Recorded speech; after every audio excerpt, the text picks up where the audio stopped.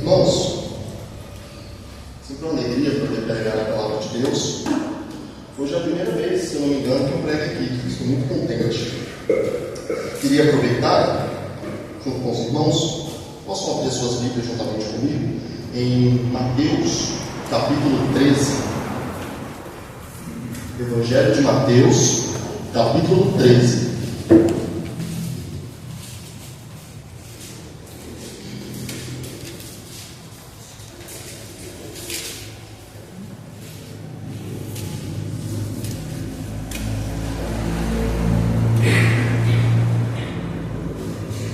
Mateus 13, do versículo 1 até o versículo 8.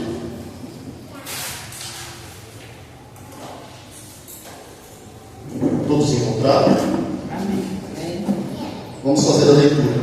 Diz assim a palavra de Deus: Tendo Jesus saído de casa naquele dia, estava sentado junto ao mar. E ajuntou-se muita gente a ele, de sorte que, entrando no barco, se assentou, e toda a multidão estava em pé na praia.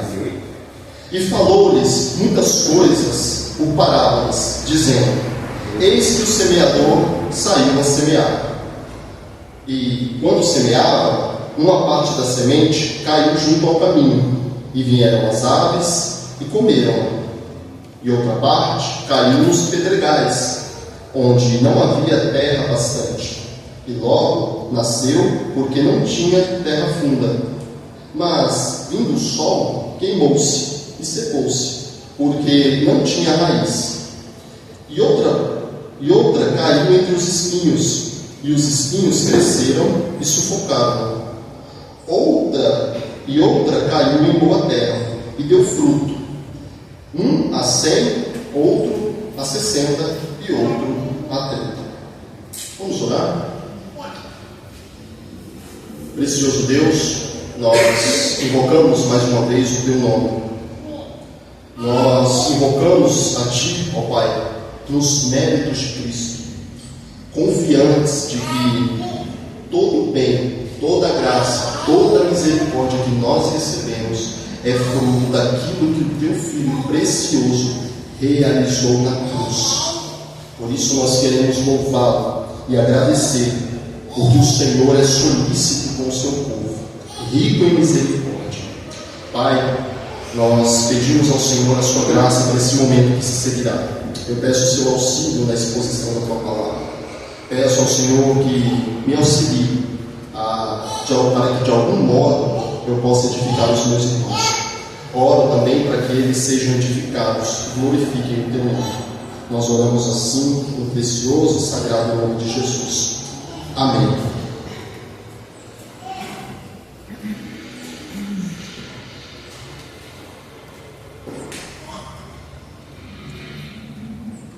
Irmãos, nessa passagem que eu vou tratar com os irmãos, eu quero ver com vocês 4 respostas que o mundo dá em relação à palavra de Deus. 4 respostas que as pessoas dão em relação aos mistérios de Deus. Jesus Cristo aqui vai discutir ou vai expor àquele povo a dinâmica do reino. E nessa dinâmica, na mensagem do reino, existe aqui 4 respostas variadas que o mundo dá em relação à palavra de Deus.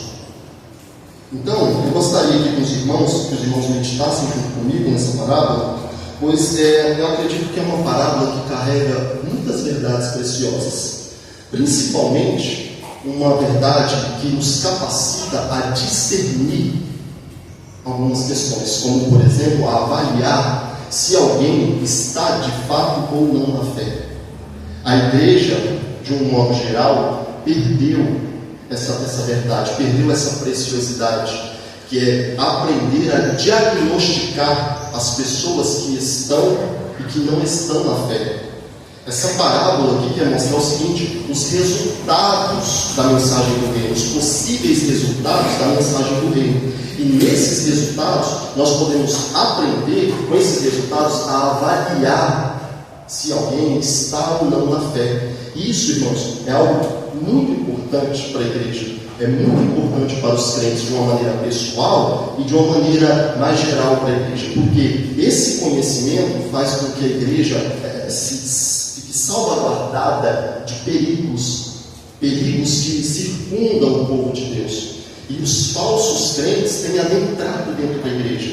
Estão entrando e tendo tanta liberdade, e essa liberdade tem feito com que a igreja perca a sua essência, perca a sua responsabilidade diante de Deus, a sua eficiência no avanço do reino. Eu queria então discorrer esse assunto com os irmãos. Essa é a proposta, que nós aprendamos aqui com essas palavras a discernir algumas pessoas que podem estar na fé e outras não, e os resultados que devemos esperar quando formos pregar o Evangelho. Então, eu queria que os irmãos, indo junto comigo para a introdução, a proposta do apóstolo Mateus no seu Evangelho é demonstrar ao seu público-alvo, que aqui são judeus, Mateus está escrevendo a judeus, que Jesus é o Messias prometido no Antigo Testamento. Mateus, em todo o Evangelho, procura demonstrar, por meio do seu ensino, Mateus procura demonstrar por meio do ensino, por meio dos milagres e por meio da obra de Cristo na cruz, que Jesus Cristo, ele é o Messias prometido no Antigo Testamento. É por isso que quando a gente quando nós passeamos no Evangelho de Mateus, nós vamos ver palavras assim, e aconteceu isso para que se cumprisse o que foi dito na Escritura. Então Mateus está mostrando ao seu público o seguinte: olha, vocês esperam um reino e um rei que governe sobre Israel. Eu vou mostrar para vocês quem é Jesus Cristo. Essa é a proposta de Mateus, esta é a ênfase de Mateus em todo o seu Evangelho. E o contexto aqui de Mateus 13, ele está situado junto com Mateus capítulo 11 e Mateus capítulo 12. Nesses dois capítulos, Jesus está em face de uma multidão que o recusa como Messias. Ele está em face de um povo que, mesmo contemplando os seus milagres, o seu ensino, a sua superioridade, eles ainda se mantêm relutantes, se mantêm incrédulos em crer que Jesus é o Messias, é o cumprimento de promessas no Antigo Testamento. Em Mateus capítulo 11, nós vemos ali Jesus pronunciar sentenças contra a cidade de Betsaida e Corazim, dizendo que se outros milagres fossem feitos em outras cidades, aquele povo creria. No Mateus capítulo 12, a gente tem aqui talvez a máxima da incredulidade, onde os representantes da nação, que são os fariseus, demonstrando incredulidade, e uma incredulidade sem volta, porque aqueles homens, quando vêem Jesus Cristo numa casa expulsando o demônio, eles dizem abertamente que aquele poder pelo qual Jesus estava operando procedia de Satanás. Então nós estamos vendo aqui um contexto onde o povo, na sua maioria, é incrédula, mesmo diante de evidências claras, de evidências que não são evidências incontestáveis.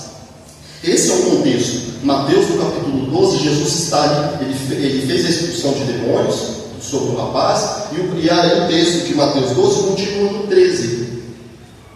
Os irmãos podem acompanhar comigo o versículo de número 1 e 2, que diz assim, Tendo Jesus saído de casa naquele dia, estava sentado junto ao mar, e ajuntou-se muita gente a ele, de sorte que, entrando no barco, se assentou, e toda a multidão estava de pé na praia. Como eu disse, o versículo 1 e 2 está conectado com o capítulo 12. Jesus estava numa casa onde havia curado o demônio. Jesus falava a uma multidão. Seus familiares não conseguiram acessá-lo. Nós vemos isso em Mateus 12:46. Os familiares de Jesus vêm ter com ele a fim de freá-lo, porque nem mesmo seus familiares também manifestavam fé.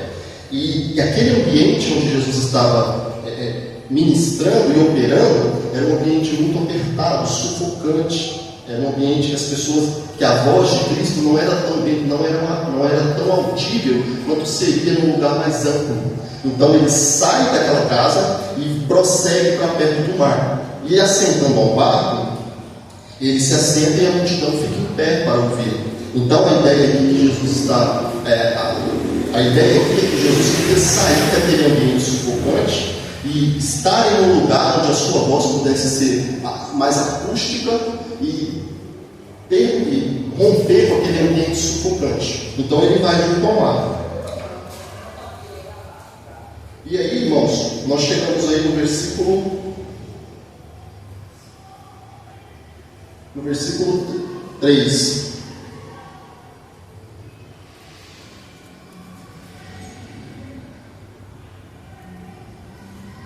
Vamos ler o versículo 3. E falou-lhes de muitas coisas por parábolas, dizendo: eis que o semeador saiu a semear. Irmãos, notem aí junto comigo essa palavrinha aí no versículo 3, parábolas. A parábola, o que significa essa palavrinha aqui? Parábola é uma palavrinha que do grego ela procede da junção de duas palavras que significa pôr de lado. Uma parábola aqui pretende. Uma parábola é um discurso simples com um propósito comparativo. O que é, no final das contas, uma parábola? Uma parábola é um dispositivo literário, é um recurso da linguagem que nós utilizamos para pegar uma coisa que é conhecida para explicar algo que é desconhecido. Isso basicamente é uma parábola. Ela vai pegar coisas da vida cotidiana, coisas da natureza, coisas que são conhecidas dos homens, para explicar algo que é desconhecido. Essa é a ideia de parábola. E a parábola aqui de Jesus traz a ideia de pegar coisas do cotidiano para explicar verdades espirituais. Essa é a ideia de parábola aqui. Mas quando nós chegamos nesse ponto aqui, Mateus 13, ele é o terceiro discurso que Jesus faz à multidão. E se os irmãos estudarem ou lerem o Evangelho de Mateus, geralmente a forma como Jesus trata com aquele povo é com linguagem comum. Ele fala de modo muito aberto. Nós olhamos para o Sermão do Monte. Não é que Jesus não usa parábolas antes, mas a partir do versículo 13, Jesus vai usar parábolas de uma forma muito enfática. Vai fazer mais uso de parábolas. E a pergunta que surge é a seguinte: por que Jesus faz tanto uso de parábolas? Qual a razão pela qual Jesus vai começar a falar com aquela multidão onde havia nela ali incrédulos na sua maioria e crentes na sua minoria? Ele vai usar ali uma linguagem, uma estrutura muito parecida, uma estrutura que visa, de uma certa forma, trazer luz sobre aquele que crê e trazer e velar verdades daqueles que não creem. Esse é o intuito de uma parábola. Mas eu quero, junto com os irmãos, quero listar 3 motivos pelo qual Jesus faz uso de parábolas. 2 aqui a gente vai enxergar no próprio texto, e uma aqui é um insight que podemos ver de uma forma geral em toda a Escritura. Então, a primeira razão pela qual Jesus faz uso de parábolas, de uma forma geral, é que as parábolas podem revelar um Deus que é condescendente e acessível. O que é isso? O que é Deus ser condescendente? O que é Deus ser acessível?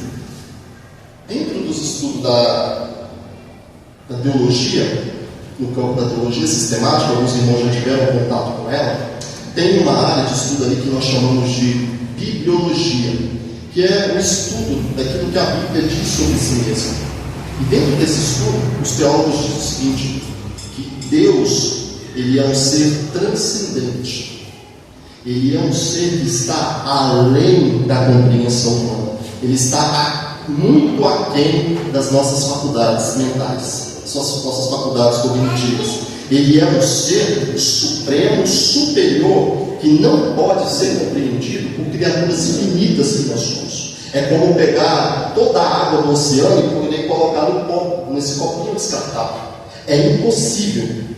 Porém, as Escrituras dizem que Deus, Ele é condescendente. O que é isso? Ele é esse ser infinito. Ele é um Deus todo-poderoso, que de nada tem necessidade. E ainda assim, Ele reduz a sua maneira de se comunicar com as suas criaturas. Se Deus falasse conosco de uma maneira infinita, seríamos incapazes de compreendê-lo. Então Ele reduz a maneira como Ele fala, como Ele verbaliza com as suas criaturas. Ele vai agora usar uma linguagem compreensível a seres finitos. É isso que Deus faz. Por que eu estou dizendo isso? Porque a parábola, ela é um recurso literário. Ela é um recurso como, por exemplo, um poema. Quem é que já leu um poema? Em rima. A parábola é como uma figura de linguagem. Ela é um recurso literário que faz com que nos faz dar acesso e compreensão acerca de Deus e das suas obras. Então, como é que o que é esse conceito de parábola, como um método da qual Deus se comunica conosco, deve nos imprimir? O que isso a princípio, a priori, precisa imprimir em nós? Esse conceito de Deus ser acessível rompe com uma ideia equivocada que eleva a transcendência de Deus em detrimento à sua imanência. Existe, não é muito comum, mas é possível achar pessoas assim, que entendem que Deus é um ser inacessível. E de certo modo Ele é inacessível. Por uma parte Ele está inacessível. Mas as Escrituras dizem que esse Deus, que de nada tem necessidade, que na eternidade passada estava plenamente satisfeito consigo mesmo, se envolve com a sua criação. Irmãos, o que temos para oferecer a Deus? O que nós temos para oferecer a Deus que Ele possa agregar? É a glória de Deus. Essa glória aqui é uma glória descritiva, não é uma glória da essência de quem Ele é. Se nós pararmos de adorar a Deus, Ele continuará sendo Deus glorioso e todo-poderoso. Mas uma parada, como um recurso literário, Deus está dizendo para nós: olha, veja como eu sou bondoso com você. Eu sou um ser infinito. Eu não tenho nenhuma necessidade. Eu estou plenamente satisfeito comigo mesmo. Você é uma criatura finita, pequena e pecadora. E eu sou condescendente, eu reduzo a forma como eu me dirijo, para que você possa entender quem eu sou. Para que você possa entender que eu sou acessível. Eu sou um Deus transcendente. Sou acima da minha criação, mas eu também sou um Deus imanente. Eu sou um Deus que pode ser encontrado. Eu sou um Deus que é acessível se você me invocar. Olha a minha palavra. Olha aqui como eu estou mostrando para vocês quem eu sou, como eu trabalho. Irmãos, eu estava conversando mais cedo com o pastor Gui. Ele disse uma coisa muito interessante. Ele disse assim, de uma maneira geral, que quando os crentes começam a negligenciar a palavra de Deus, eles se demonstram ingratos. Quando eles se tornam negligentes com este livro, com a oração, quando eles são negligentes com o seu papel dentro da comunidade cristã, eles se mostram ingratos. Irmãos, isso é profundo, isso é verdade. Deus, nós vemos as Sagradas Escrituras, nós vemos um Deus que é acessível. Um Deus que é acessível, que você pode ter contato, relacionamento. A parábola é um recurso literário para mostrar para mim e para você: olha, eu estou falando com vocês a linguagem de vocês. Não sejam ingratos, não sejam negligentes. Eu sou um Deus que é acessível. Isso mostra um Deus gracioso, Se você lê quando na leitura das Escrituras, nós podemos perceber isso de uma maneira geral. A segunda razão pela qual Jesus agora faz uso de parábolas, essa primeira, irmãos, foi uma inferência, tá? O texto aqui não diz, mas quando nós lemos todas as Escrituras, nós percebemos que o Salmo, que tem linguagem poética, provérbios, linguagem de sabedoria, tudo isso mostra como Deus é um Deus acessível, um Deus humilde. O Deus Todo-Poderoso é humilde, que usa da linguagem humana para se comunicar com seus criaturas. É uma inferência que eu tirei desse texto como todo da Bíblia. Mas as outras duas razões pelo qual Jesus aqui vai fazer o uso de parábola está no texto, e eu quero discorrer ele aqui com os irmãos. Vejam comigo Mateus capítulo 13, do verso 10 ao 12. Olha o que diz lá. Na verdade, aqui eu estou adiantando algumas questões que os primeiros versículos não respondem, mas os posteriores vão responder. O próprio versículo de 10 a 12 vai responder por qual motivo Jesus faz uso de parábolas aqui. Então vamos lá. Olha o que diz. E acercando-se dele, os discípulos disseram: por que lhes falas por parábolas? Ele, respondendo, disse-lhes: porque a vós é dado conhecer os mistérios do reino dos céus, mas a eles não lhes é dado. Porque aquele que tem, se dará, e terá em abundância, mas aquele que não tem, até aquilo que tem, lhe será tirado. Quando Jesus encerra as suas parábolas, os discípulos se achegam a eles. Os discípulos perceberam o uso, Jesus não fazia mais uso de parábolas. Então eles questionam: olha, por que o Senhor está fazendo uso de parábolas? Por que o Senhor está usando tanto esse recurso? E esse próprio texto vai responder isso. Olha lá, olha esse termo no versículo 12. Vamos dar ênfase aqui no versículo 12. Porque aquele que tem se dará e terá em abundância, mas aquele que não tem, aquilo que tem lhe será tirado.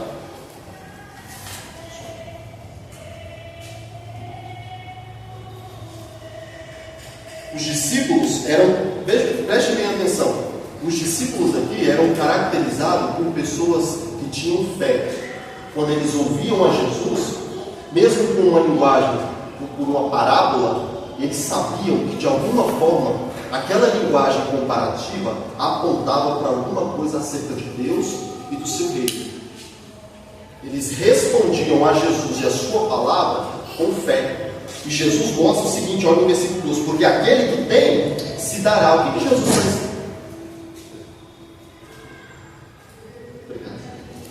O que Jesus está dizendo aqui nesse texto? Que aquelas pessoas que respondem com fé, é concedidas a ela compreender cada vez mais o desenvolvimento e os aspectos do reino de Deus. Olha o que ele disse no versículo 11. E ele respondendo disse: porque a vós é dado conhecer os mistérios do reino dos céus.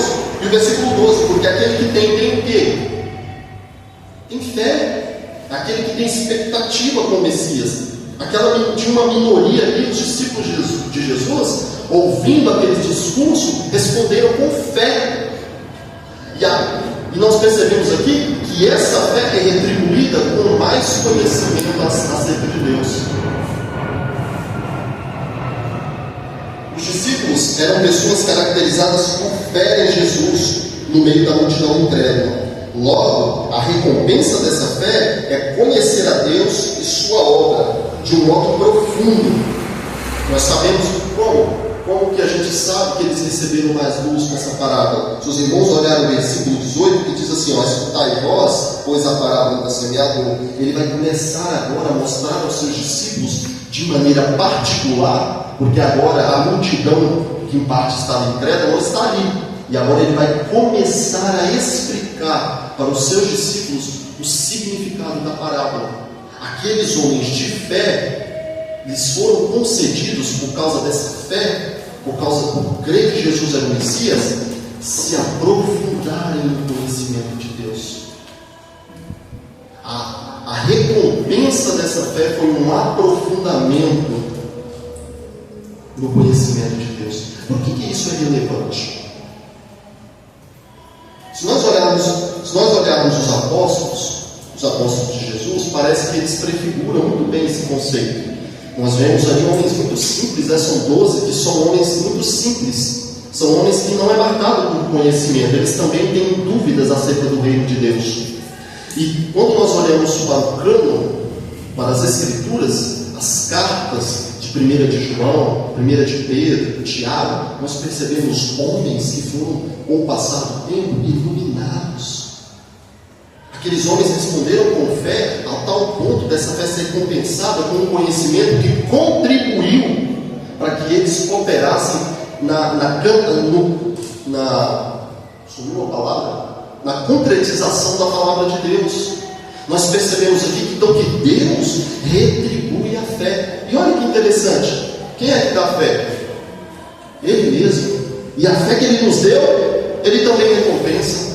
Essas pessoas aqui começaram a amadurecer no conhecimento de Deus. Irmãos, olhem para a figura de Pedro. Olha para a figura de Pedro, para o discípulo Pedro. Aquele homem era um homem de temperamento forte, de temperamento agressivo. Aquele homem olhou para Jesus e falou assim, ao mesmo tempo que ele falou assim, olha, tu és o filho de Deus, tu és o filho de Deus. E ele também disse, Senhor, de modo nenhum o Senhor morrerá. Ele não conseguia compreender naquele momento que era necessário que Jesus fosse à cruz. Mas quando nós avançamos para 2 de Pedro 18, 2 de Pedro, capítulo 2, perdão, 1 de Pedro, capítulo 2, versículo 18 e 19, nós vemos aqui alguém com uma postura que amadureceu na fé como resposta à sua fé. Olha o que ele diz. Nós estamos falando de um homem que pegou uma espada e cortou a orelha de um homem querendo impedir que Jesus fosse levado para ser crucificado. Isso implica que eles não conseguiam entender que era necessário que ele fosse para o madeiro. Mas aquela fé pequena amadureceu. Aquele homem começou a crescer no entendimento de Deus. O Espírito em Pentecostes cresceu. O conhecimento daqueles homens se tornou cada vez mais amplo. E olha que um homem que vivia pela espada agora diz. Preste atenção, 1 de Pedro 2, versículo 18 e 19. Olha o que ele diz aí, ó. Servos, sede submissos com todo temor ao nosso Senhor. Não somente se for bom e por dar, mas também ao perverso. O quê? Aquele homem que queria pegar, se eu não me engano, era Malco, um soldado judeu. Aquele homem que cortou a orelha daquele homem, está dizendo o quê? Olha, sede submisso não somente aos bons, mas também ao perverso. Isso demonstra a mentalidade de um homem que foi cada vez mais iluminado pela graça de Deus, cada vez mais foi compreendendo quem era Deus, foi cada vez mais compreendendo a dinâmica do reino, o papel de Jesus Cristo na salvação de pecadores. E é assim que Deus retribui a nós quando nós viemos a sua palavra, quando nós olhamos para Jesus com fé. Ele retribui. Irmãos, a experiência de cada um de vocês aqui fala por si só. Quando nós estávamos nascendo, o que compreendíamos sobre Deus? Nós buscávamos dinheiro, bem-estar, sucesso. Não que isso seja errado em si mesmo, mas a centralidade das coisas de Deus não é isso. E com o passar do tempo que Deus foi, de um certo modo, endurecendo o coração de vocês para seitas, fechando o coração de vocês e começando a abrir os olhos de cada um de vocês para as Escrituras, mostrando para você, olha, como eu beneficio aqueles que creem em mim. Existe recompensa em crer nas coisas que são concernentes a Deus. E a recompensa que o texto nos demonstra é que Deus nos capacita a conhecê-lo cada vez mais. Tá, legal, mas o que isso é significativo? Qual é a relevância disso? Irmãos, à medida que nós conhecemos a Deus, estamos cada vez mais aptos a nos relacionar com Ele. À medida em que nós conhecemos quem Deus é e o que Ele faz, nós somos cada vez mais aptos a nos relacionar com Deus. Deus não se relaciona com os homens da maneira que os homens agem. Olha, eu tenho Deus no meu coração, eu acho que quando eu dou dízimo eu agrado a Deus. Eu acho que eu vou na igreja de vez em quando, eu acho que eu agrado a Deus, eu me relaciono com Deus. Coisa nenhuma. As pessoas que se relacionam com Deus, que têm intimidade com Deus, são pessoas caracterizadas por fé na sua palavra e comprometimento com ela. E foi essa retribuição que Deus Jesus concedeu aos seus discípulos, e Ele concede para aquele que crê na sua palavra. Que você, João 17,3 diz o quê? E a vida eterna é essa, que conheçam a Ti como único Deus e a Jesus Cristo, seu Filho. Então parte da vida eterna é conhecer a Deus.